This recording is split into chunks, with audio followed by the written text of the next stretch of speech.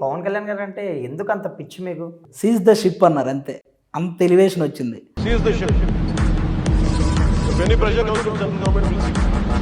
అంటే ఒక నిజాయితీకి వచ్చిన ఎలివేషన్ అది.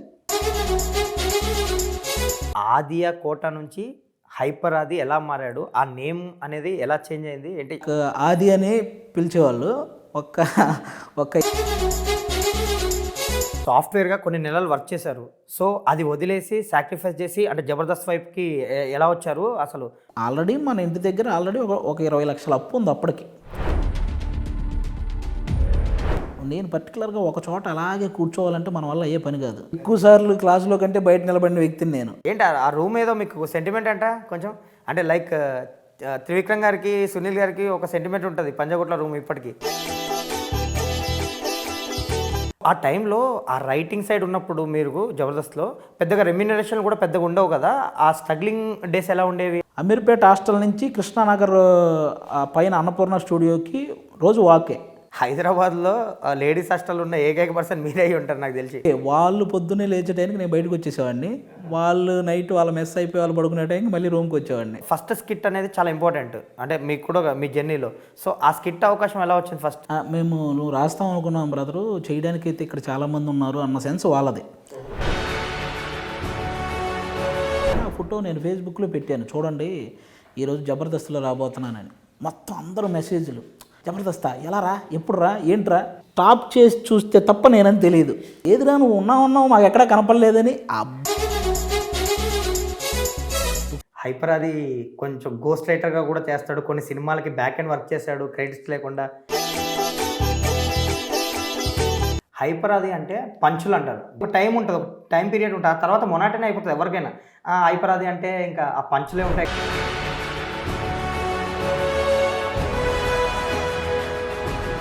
అనిల్ అన్నైనా, వేణుమాధవ్ అన్నైనా, బ్రహ్మానందం గారైనా వీళ్ళందరూ కూడా ఎప్పుడూ కామెడీనే చేయలేదు. ఒక కమెడియన్ ఎమోషనల్ క్యారెక్టర్ చేస్తే వచ్చే అంత యాక్సెప్టెన్స్ జనరల్ క్యారెక్టర్ ఆర్టిస్టులకు కూడా రాదు. ఇప్పుడు సినిమా వేరు, రాజకీయం వేరు. అప్పటి వరకు మిమ్మల్ని ఒక కమెడియన్ గానో ఒక ఆర్టిస్ట్ గానో చూసిన పర్సన్ కూడా మిమ్మల్ని ద్వేషించడం స్టార్ట్ చేస్తారు. ఒక నిజాయితీ గల వ్యక్తికి సపోర్ట్ చేస్తే గెలిచిన తర్వాత కూడా ఆల్మోస్ట్ అప్పుల్లో ఉన్న ఏకైక రాజకీయ నాయకుడు పవన్ కళ్యాణ్ గారు. ఏంటి ఆయనతో సినిమా ఎప్పుడు ఉండబోతుంది? ఇప్పుడు ఆయన సినిమాలు చేస్తున్నారు తర్వాత. ఒక్కడికి ఇక్కడ రాజమౌళి గారితో వర్క్ చేయాలని ప్రతి ఒక్క ఆర్టిస్ట్కే ఉంటుంది, కానీ అలాంటి అవకాశం జూనియర్ ఎన్టీఆర్ గారితో చేయాలని ఎప్పటి నుంచో ఉంది. చిన్న ఆర్టిస్టా పెద్ద ఆర్టిస్టా పక్కన పెడితే అందరినీ ఇప్పుడు నాలంటూనే ఆది ఎలా ఉన్నావు అనొచ్చు, ఆది గారు ఎలా ఉన్నారు అంటారు ఎన్టీఆర్ గారు. హైపర్ ఆదినా, అవునండి ఒకసారి నేను బాబు రమ్మంటున్నారు అన్నారు. నాకు ఇంత ఏమనాలి, ఇంతకీ బాబు ఎవరండి అంటే అంటే ఏమంటారు, చేసింది ఎవరు? వెళ్ళాను, కూర్చుంటే ఆయన నా స్కిట్స్ గురించి మాట్లాడేస్తున్నారు. అది ఇక్కడ నువ్వు డైలాగ్ చాలా బాగా చెప్తావు, నీ టైమింగ్ అక్కడ అదిరిపోతుంది అంటే, సార్ టైమింగ్ మీ నుంచే మేము నేర్చుకుంటాం సార్, మీరు నా టైమింగ్ గురించి మాట్లాడవేంటి సార్ అని చెప్పి. ఇది 1-to-1 టైమింగ్ టైప్ ఏదైనా పడాలనుకుంటే అదిని పెట్టేయండి అంటాడు రవితేజ గారు. ఓకే. ఇప్పుడు ఇన్ని ఇయర్స్ నుంచి నిజంగానే ఒక తెలుగు హీరోకి నేషనల్ అవార్డు రాలేదు, కానీ అతను నేషనల్ అవార్డు తెచ్చుకున్నాడంటే ఎంత కష్టపడి ఆ స్థాయికి వచ్చి ఉంటారు.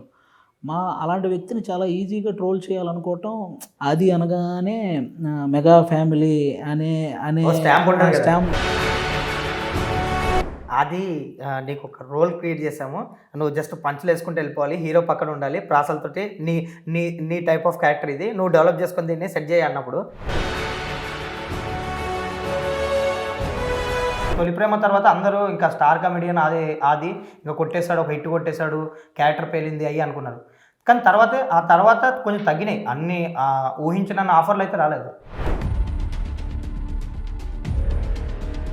హైపర్ అది కారు ఎందుకు కొనుక్కోలేదు? మేడలు మిద్దెలు ఎన్నున్నా